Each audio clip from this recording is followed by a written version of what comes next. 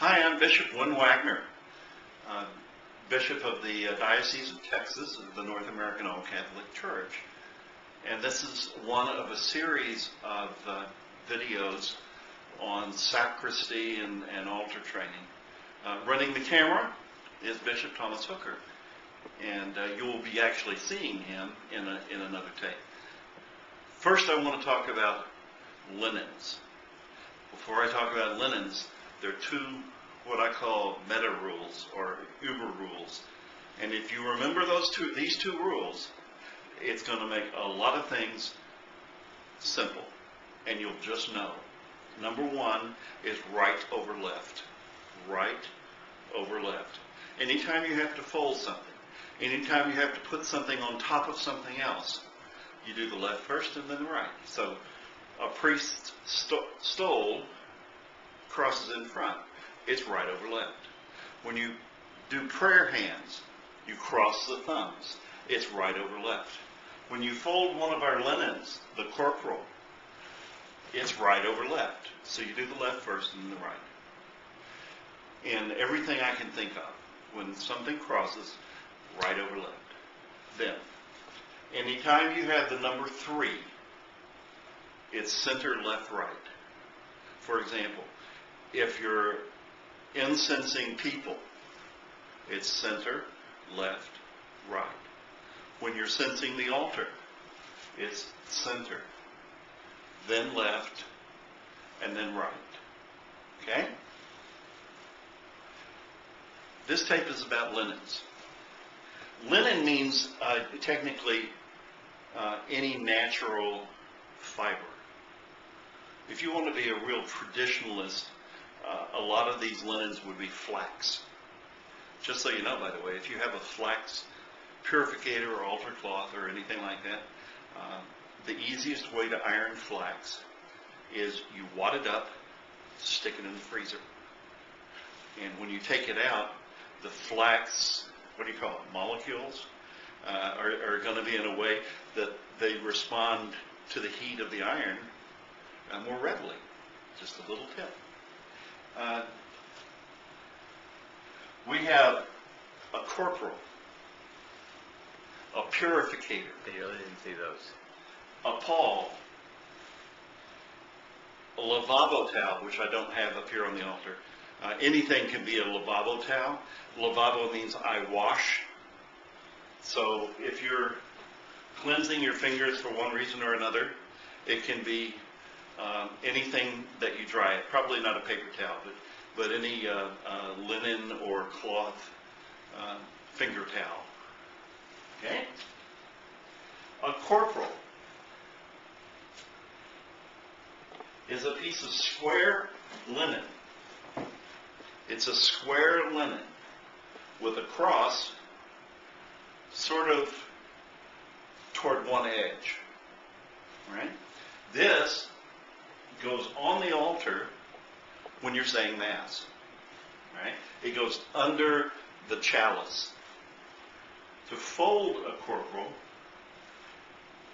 remember the purpose of a corporal is to protect any elements like crumbs of the host that may have fallen off during Mass.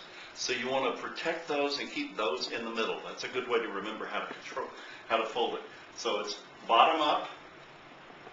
And what we just did, we captured the host particles right in this little pocket. When it's unfolded, there's a cross right there, which is cut by tradition. It's on top of the altar stone. So you have the altar stone, 3 altar cloths, then the corporal, and there's the cross right there, and it's forming a column. So when you fold the corporal, it's bottom up. You just trapped the particles, top down. So the whole inside of the corporal, the whole top of the corporal, is now on the inside of the fold. Remember our meta rules? So you know which of these is going to get folded first. Right over left, which means we fold the left, and then the right comes in on top. So that's ready for preservation somewhere in the sacristy, somewhere in away from the altar for the next Mass. And you are protecting all the host particles.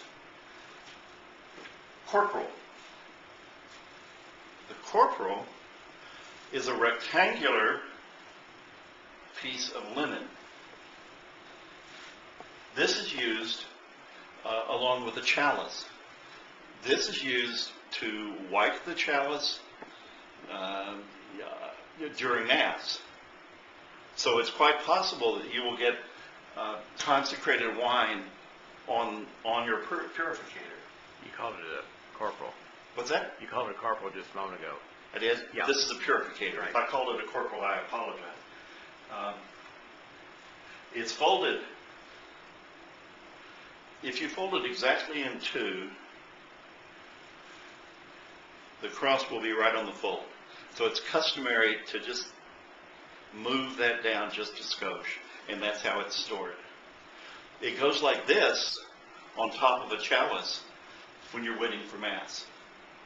All right? The pall is the third piece of linen that I'm going to discuss right now, and it is a cover that goes on top of the chalice to protect it from incense particles, from dust, and whatever else might be in the air. It is linen that is made stiff by an insert. Okay? The insert is usually cardboard, or nowadays they're out of plastic. So when you clean a pall, you would take the insert out. When you clean any piece of linen,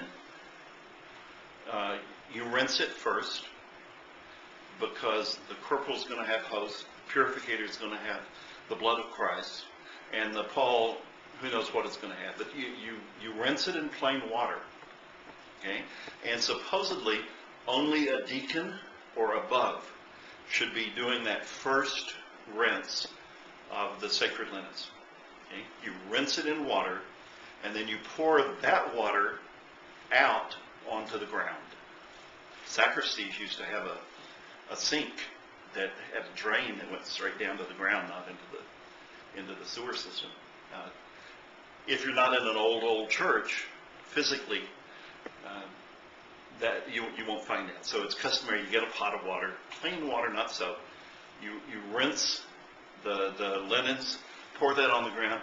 Then you can treat them like regular laundry. They can actually go in a washing machine if you want, for further cleaning.